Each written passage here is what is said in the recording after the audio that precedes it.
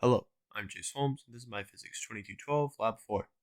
In this lab, we'll be predicting the behavior of circuits with resistors in series, using multimeters to measure the values of current and potential difference, and examining behavior of resistors and capacitors. Throughout this lab, we'll be using several equations, such as Ohm's law, the loop rule, energy and charge conservation, resistance in series, as well as formulas involving capacitors, voltmeters, and ammeters. And now, onto experiment 1. Considering the circuit shown on the right, with two 1.5 volt batteries, two resistors, and two ammeters, we need to predict the amount of current I1 and I2 that would be measured by the two ammeters. To do this, we can find the total resistance in series, which is just the two resistance summed together. Then we can use a loop rule to find I total, which is I1. Also, because there's no break of anything going in parallel, I2 must equal I1.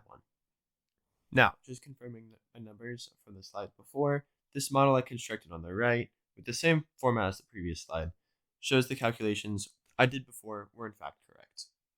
It is important for me to know, however, that I only included one battery in this diagram, but I just made the battery equal to the sum of the two voltages of the two batteries from before. Continuing experiment 1, we need to determine the change in voltage across several different points. We can do this by using the equation delta V equals I times R, finding the voltage drop across each resistor.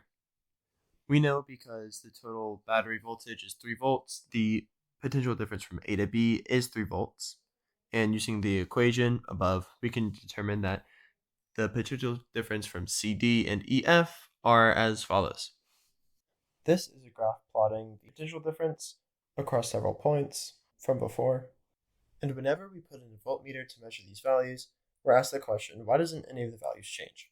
Well, the voltmeter has an extremely high resistance, so when doing the calculations of parallel resistors, where you add the inverse of the resistances together, there's basically no additional resistance to the original circuit with no voltmeter. Therefore, having no current going through the voltmeter and no overall change. If, instead, I put an ammeter in parallel across the second resistor, we see that the current goes entirely through the ammeter. This is because the ammeter has very low resistance, so all of the current will want to take this path of least resistance, therefore lowering the total resistance for the entire circuit to 47 ohms instead of 147 ohms, completely bypassing the second resistor. And now, onto experiment 2. This new circuit consists of a 9-volt battery, a 0.2 farad capacitor, and a light bulb of varying resistance. With a battery in circuit and a 10 ohm light bulb, it took the capacitor about 7.3 seconds to fully charge, according to my simulation on the right. If I took out the battery using the same 10 ohm light bulb, it took about 6.9 seconds for the current to stop flowing, aka the amount of time for the capacitor to discharge. If instead I used a 20 ohm light bulb, it took the capacitor about 12.8 seconds to fully charge, and a little less time than that to fully discharge. Now, I'll run the same experiment, but with a 30 ohm light bulb. After letting the capacitor fully charge, I collected data across 20 seconds and linearized the data, plotted the data, and calculated the R times C value from the slope. I determined that the R times C value from this calculation was about 11.4. This is the resistance times the capacitance. However, the true resistance times capacitance value was 6. I know this value was 6 because we had a 30 ohm resistor and a 0.2 farad capacitor. Now this slide just shows all the data I collected in my two plots and how I calculated for the R times C value. And now, onto the discussion. What if we were doing this lab in real life and used an actual ammeter instead of doing it on a simulated ammeter?